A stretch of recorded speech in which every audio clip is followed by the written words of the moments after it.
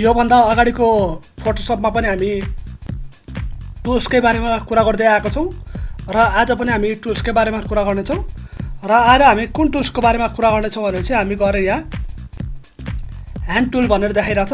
आज हामी ह्यान्ड टुलको बारेमा कुरा गर्नेछौँ। यो ह्यान्ड टुलले के काम गर्छ कसरी गर्छ भन्ने कुरा पनि हेर्नेछौँ।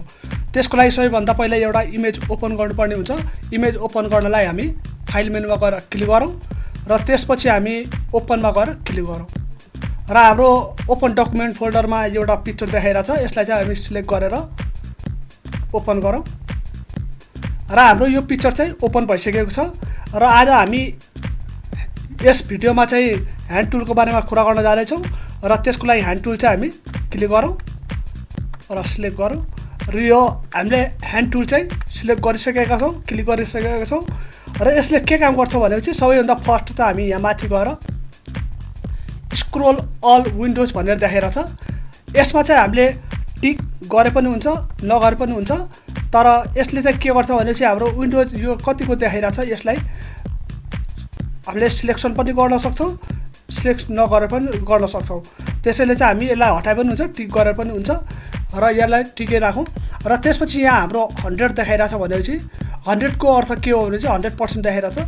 यो अल पिक्चर चाहिँ हामीले 100% जुम गर्न पर्यो भने हामी डाइरेक्ट यहाँ क्लिक गर्न सक्छौँ यसरी र यो चाहिँ हाम्रो पिक्चर 100% जुम भइसकेको छ यसरी र यसलाई चाहिँ हामीले 100% जुम गरिसकेका छौँ र अब चाहिँ हामीले यो छेउमा चाहिँ हाम्रो यो 100% जुम देखाएको छ, जुम गऱ्यौँ हामीले र यहाँ चाहिँ हाम्रो फिट स्क्रिन भनेर देखाएको छ। यदि हामीलाई चाहिँ यो पिक्चरलाई फिट यो स्क्रिनभित्र चाहिँ हामीलाई फिट गर्नु छ भने हामी गएर यहाँ फिटमा क्लिक गर्न सक्छौँ र हाम्रो यो पिक्चर चाहिँ एकदम फिट भइसक्यो। कतिको स्क्रिन छ त्यतिको लागि फिट भइसकेको छ र अब चाहिँ हामीले यहाँ फुल स्क्रिनमा गएर क्लिक गर्न सक्छौँ, जसले गर्दा फुल स्क्रिनमा चाहिँ हाम्रो यो पिक्चर अन हुन्छ। अब यो चाहिँ हाम्रो फुल स्क्रिनमा भइसकेको छ र अब चाहिँ हामीले यसलाई मुभ गरेर पनि हेर्न सक्छौँ।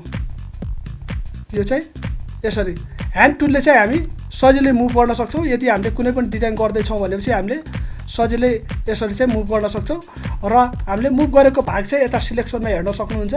यसरी चाहिँ हामीले कतिको हाम्रो स्क्रिन देखाइरहेछ यो सबै चाहिँ हामीले यताबाट यसरी गर्न सक्छौँ यहाँबाट र यही चाहिँ हामीले फेरि फिट स्क्रिनमा गऱ्यौँ भने हामीले चाहिँ यो मुभ गर्न सक्दैनौँ र हाम्रो यहाँ स्क्रिनमा पनि फुल जुमिङ देखाइरहेछ, फिट देखाइरहेछ र यसलाई मुभ गर्न सक्दैनौँ र अब हामी यहाँ चाहिँ 100%मा गएर क्लिक गरौँ।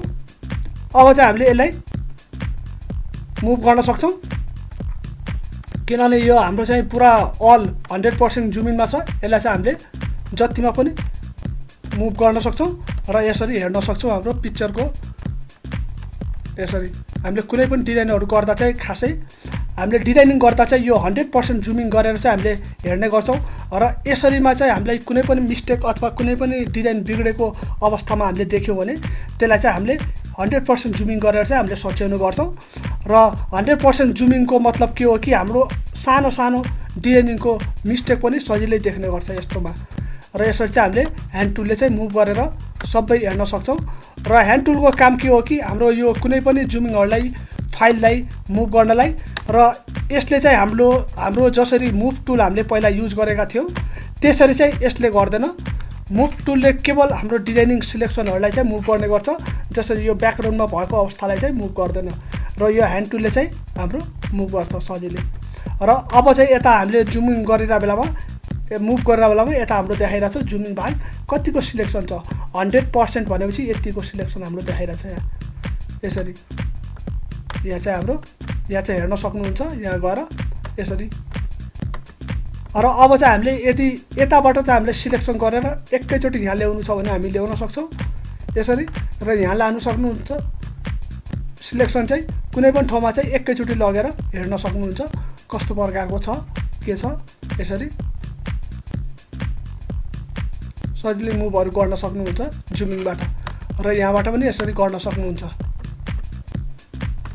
र आज हामी चाहिँ ह्यान्ड टुलको बारेमा बुझ्यौँ।